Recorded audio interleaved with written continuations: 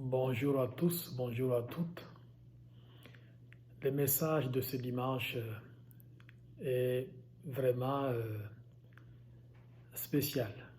Jésus qui nous dit, vous qui m'écoutez, aimez vos ennemis. Vous qui m'écoutez, aimez vos ennemis. Le problème de l'amour ou la loi de l'amour est un vieux problème. Quand on regarde l'Ancien Testament et la Bible en général, on voit qu'il y a une évolution. Ce que Jésus propose ici, c'est comme la crème de la crème. Même si ça semble un peu compliqué, mais c'est le sommet de l'amour. On peut aimer jusqu'au sacrifice suprême, mais on peut aussi aimer jusqu'à aimer les ennemis. Tout commence au fond avec Caïn. À cause de sa jalousie et de son envie, il va tuer son frère Abel. Et dans sa progéniture, son arrière-petit-fils, répondant au nom de Lamech, il va faire non pas ce que Caïn avait fait, mais pire que lui. Un comportement qui fait preuve de ce qu'on appelle la loi de la vengeance.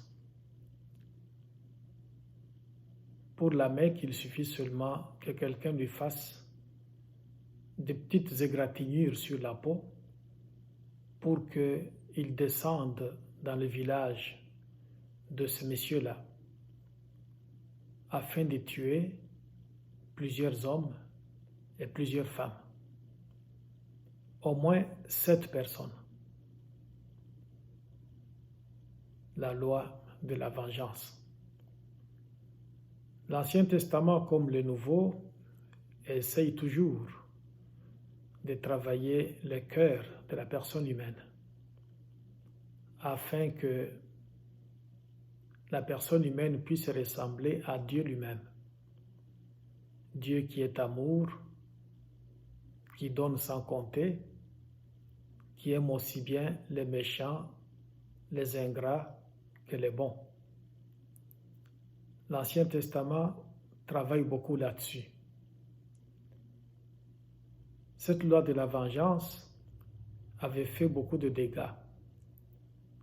À un moment donné, Moïse va intervenir en disant « œil pour œil, dent pour dent ». Quelqu'un ne peut pas venir chez moi me casser une dent et puis moi je descends chez lui, je lui casse carrément la mâchoire. Quelqu'un ne peut pas venir chez moi me couper un doigt et moi en descendant chez lui, je lui arrache carrément un bras. Œil pour œil, dent pour dent, c'est encore mauvais, mais c'est déjà une manière civilisée d'arranger les choses. Si un architecte arrive chez moi, me construit une maison, et à un moment donné, la maison s'écroule et tue mon employé, je m'en vais chez lui, je tue aussi son employé. Œil pour œil, dent pour dent. Il faudra que, en faisant une espèce de vengeance,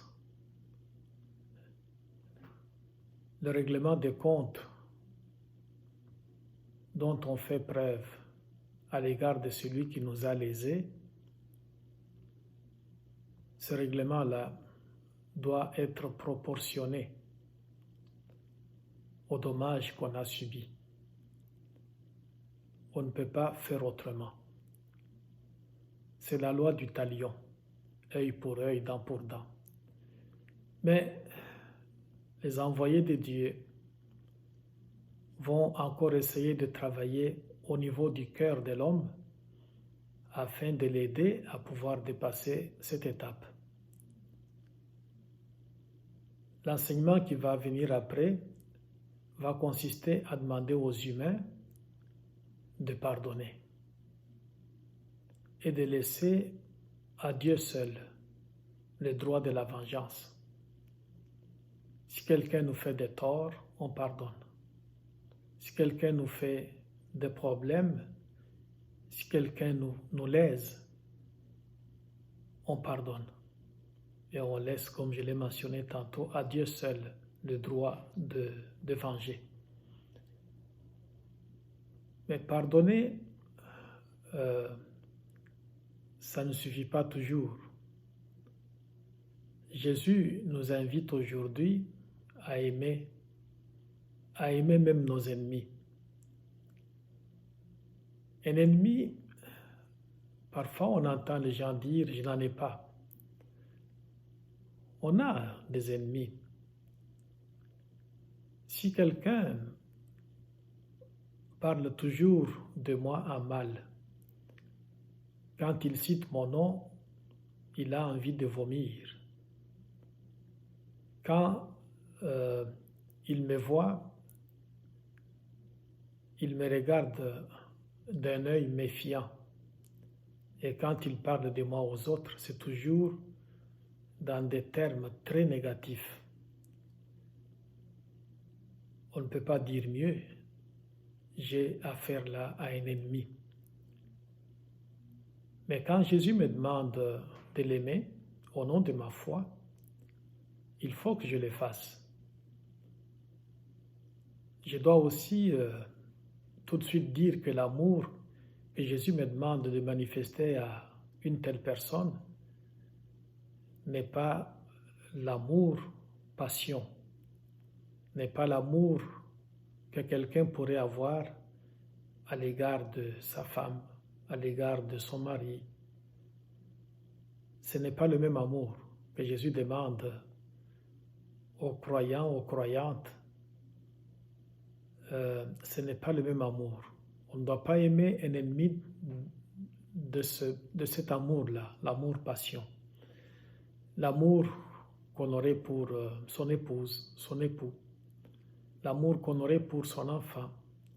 L'amour qu'on aurait pour un ami, une amie. Ce n'est pas le même amour que Jésus nous demande de manifester à quelqu'un qui serait notre ennemi. Il s'agit plutôt d'être bienveillant à son égard et de l'estimer. Et le faire aussi non seulement en parole, mais aussi dans les gestes que nous allons poser à l'égard de cette personne-là. C'est de cela qu'il s'agit. Et si on ne parvient pas à aimer, si on ne parvient pas à pardonner, à aimer comme Jésus nous le demande, on n'aura pas fait ce qu'il faut au nom de notre foi.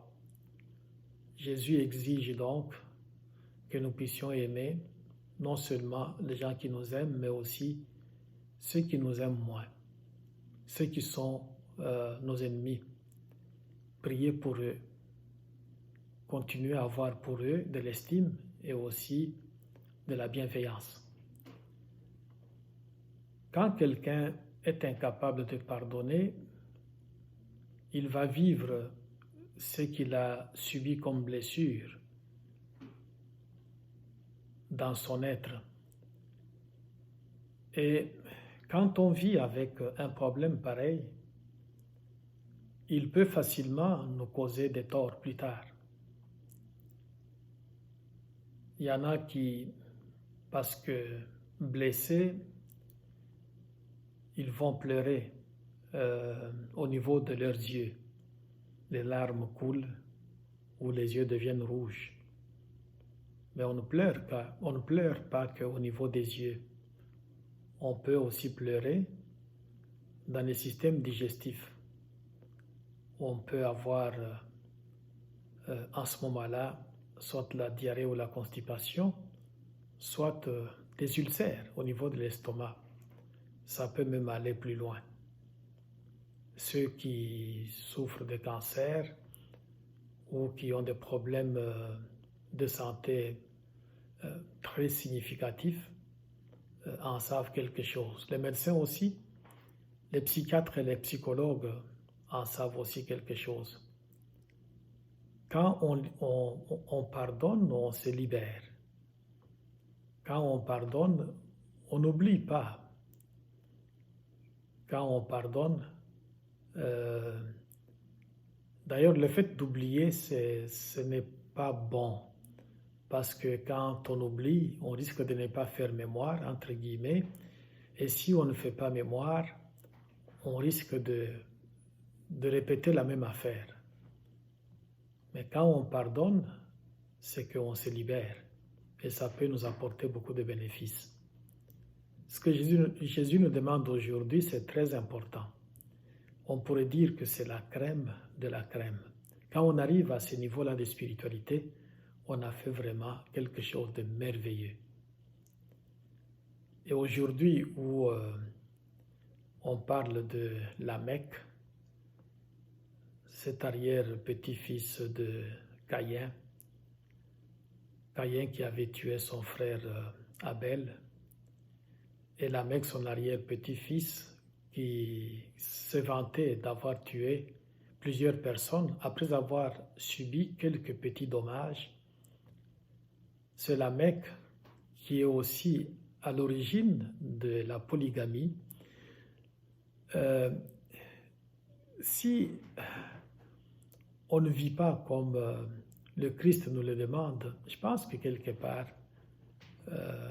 on fait fausse route. Il y a beaucoup plus de bénéfices à pardonner qu'à vivre avec l'animosité contre les gens qui nous auront fait des torts. On va demander au Seigneur cette grâce-là. C'est une démarche très positive qui semble difficile, ça l'est évidemment, mais avec la grâce de Dieu, on peut y parvenir. Que Dieu nous vienne en aide pour cela. Amen.